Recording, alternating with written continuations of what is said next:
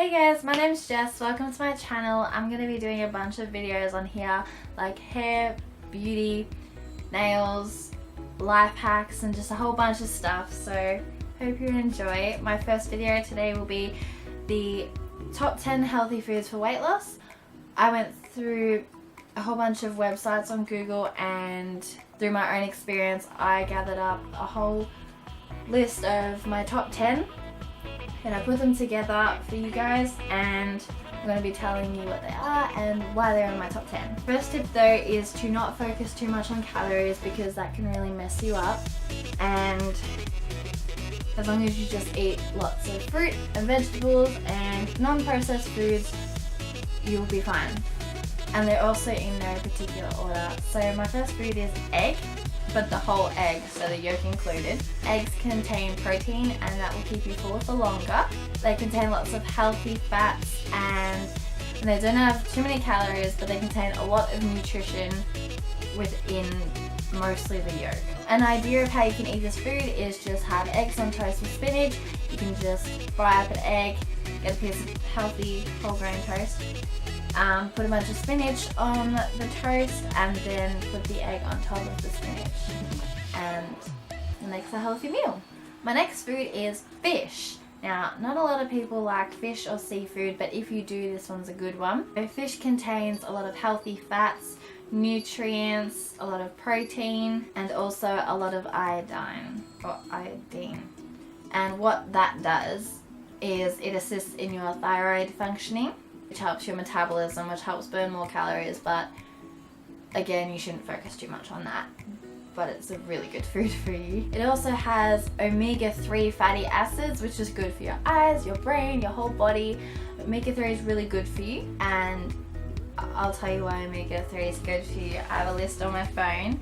So it can reduce cancers, depression and anxiety, reduce risk of dementia, prevent asthma in young children, improve symptoms of ADHD, reduce inflammation and pain. So it's pretty good for you. And an idea of how you can eat this food is to have grilled fish with salad, and you can sprinkle a little bit of feta over the top of the fish and the salad, and that makes a really good meal for you too. My next food is beans and legumes. When I say beans and legumes, it also means lentils. So you can have like kidney beans, black beans, red beans, chickpeas, pretty much all the beans and legumes and lentils. These can be very beneficial for weight loss because they have a lot of protein and fiber in them, and again that keeps you fuller for longer, so you won't eat as much throughout the day because you won't feel the need to. But I did read that some people have trouble tolerating legumes, so if you are one of those people, obviously this doesn't apply to you, and just be careful to prepare them properly. So an idea of how you can eat this food is you can add beans and legumes to curries, to salads, anything like that. They're pretty good. I make a sausage curry and I add in lentils and beans and it tastes amazing. So my fourth one is avocado. I'm a big fan of avocado. I love it. I also got my boyfriend on the avocado because I like it so much. It's high in monounsaturated fat, which is the good type of fat, so don't be worried. And it also actually contains a lot of water, and that can help fill you up without giving you the extra calories. So you feel fuller for longer without eating too much, so it's really good for you. Avocados also contain fiber and potassium, which are other very important nutrients for you. And an idea of how you can eat avocado is you can add them to salads, sandwiches. You can put avocado in a lot of things. They're very, very good. Now my next one is nuts, but I know some people are allergic to nuts. So again, if this is you, this doesn't apply, obviously. But nuts contain protein, fiber, and healthy fats. Again, omega-3. Studies show it can improve your metabolism and aid in weight loss. But they can be high in calories, so just a handful a day is enough. And what you can do is you can add nuts to salads again. You can add walnuts or any type of nuts to porridge. That's really good. Or just have a handful by itself. They're pretty yum, so it's good to do that. So my next one is quinoa.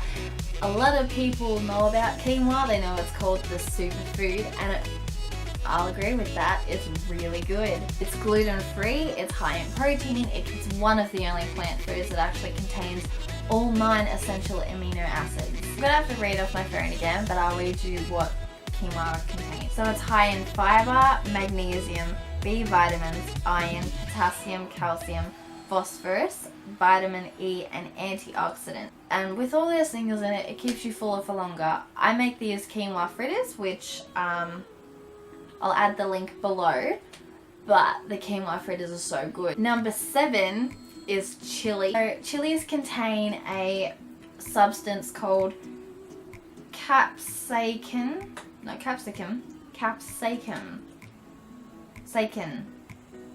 Yeah, and that reduces appetite and increases fat burning. But it's said on the site that according to studies, your tolerance to spicy food can be built up over time, so it won't have an effect for people who are accustomed to eating spicy food. An idea of what you can do is you can add chilies to curries, you can add chili to pastas as well. So number 8 is green tea. So it's said that it hydrates you like water and fills you up without the extra calories. But green tea contains a lot of antioxidants which will increase fat burning. There is a study that said if you drink 5 cups of green tea a day, you'll lose twice as much weight, mostly around the stomach area. I don't know how true that is, but it's based on a study.